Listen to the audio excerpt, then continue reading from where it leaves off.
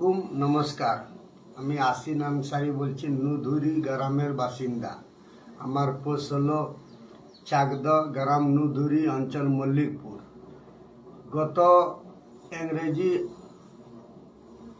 28/10/2024 আমার ঘর বাড়ি দল বলে এসে বাবু আনসারি পুড়িয়ে দিয়েছে। একটা টিএমসি একটা কর্মী বলতে গুন্ডা, ওইটা পুষে রেখেছে বিকাশ রায় চৌধুরী। আজকে 1.5 মাস হয়ে গেল, অ্যারেস্ট হচ্ছে না। আবার আমরা এখন 1.5 মাস থেকে পালিয়ে রয়েছি ঝাড়খণ্ডে। আমার বউ আর আমার মেয়ে আছে ঘরে, আর কেউ বেটা ছেলে নাই। আমার ভাইয়ের বউগুলো আছে, সবাই এখন খেতে পেছনে। তো এখন ওরা বলছে কেসটা তুলেলে, কেসটা না তুললে জান থেকে মেরে দেবো। পুরো বিকাশ রায় বলেছে ওদেরকে যে তোরা দিনদার ঘুর। এখন দেখুন ঘর বাড়ি পুড়িয়ে দিয়েছে, আমার শালার পা ভেঙে দিয়েছে, আর মোটামুটি আমার 4টে ঘর পুড়ে গেছে। তো এখন পর্যন্ত কাউকে অ্যারেস্ট করছে না। আইসি জড়িত আছে, এটা সব বিকাশ রায় চৌধুরী করাচ্ছে। কেন? কুন্ডু কাঁটাতে বালি কাটিং করায় বালু মাফিয়া, একটা বাবু গুন্ডা বালু মাফিয়া, তাকে পুষে রেখেছে বিকাশ। এটা সব বিকাশ করছে। তো আমি মাননীয় নরেন্দ্র মোদী, আমাদের দেশের প্রধানমন্ত্রী, আমি একটা বিজেপি কর্মী, আমি রিকোয়েস্ট করছি, গুজারিশ করছি যে এটা এদের যেমন অ্যারেস্ট করা হোক, আর আমি যেমন ঘরে যেতে পারি, ঘরে থাকতে পারি। আমি এখন ঝাড়খণ্ডে চারদিকে ঘুরে বেড়াচ্ছি। কারো এর ঘরে রানিং পার্টি তো টিএমসি, তো ওরা যে কোনো টাইম আমাকে মেরে দিতে পারে।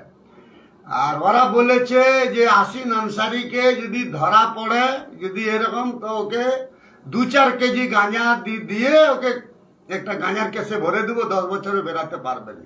এটা বিকাশ রায় বলেছে। কেন? বিকাশ রায় বলেছে, বাবু গ্রামে বলে বেড়াচ্ছে।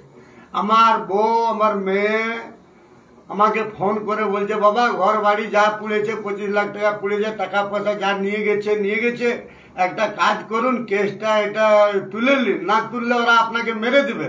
আমরা না হলে গ্রাম ছেড়ে অন্য জায়গায় থাকবো। কেন? এসব আর ভালো লাগছে না, বল মেরে দিবে। তোমাদেরকে মেরে দিলে আমরা কাকে নিয়ে থাকবো? এখন তো খেতে পেছিনি। আর এদের রানিং পার্টি, এটা তো বিধায়ক করাচ্ছে, সব বিধায়ক করাচ্ছে। ওর সঙ্গে আইসি জড়িত আছে।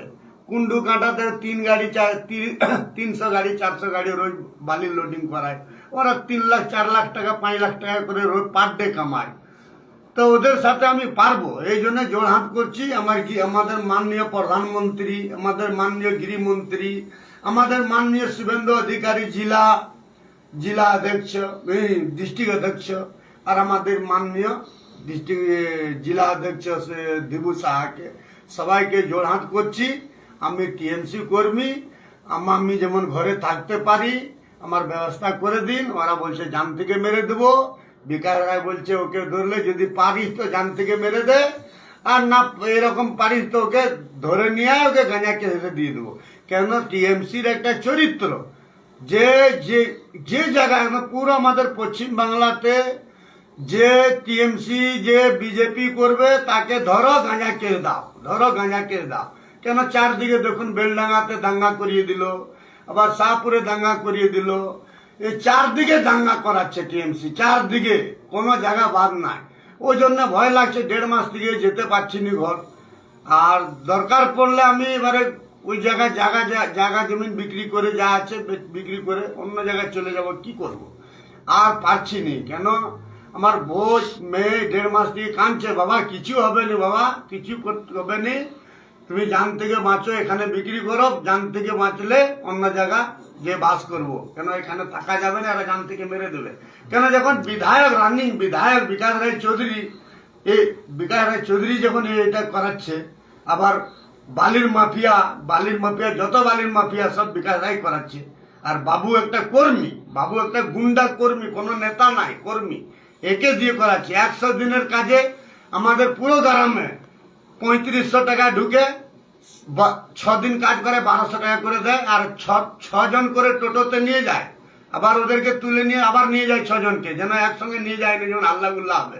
আজকে মোটামুটি 10 বছর থেকে পয়সা খেয়েছে। আর এই পয়সাতে জড়িত আমাদের মাননীয় বিকাশ রায়।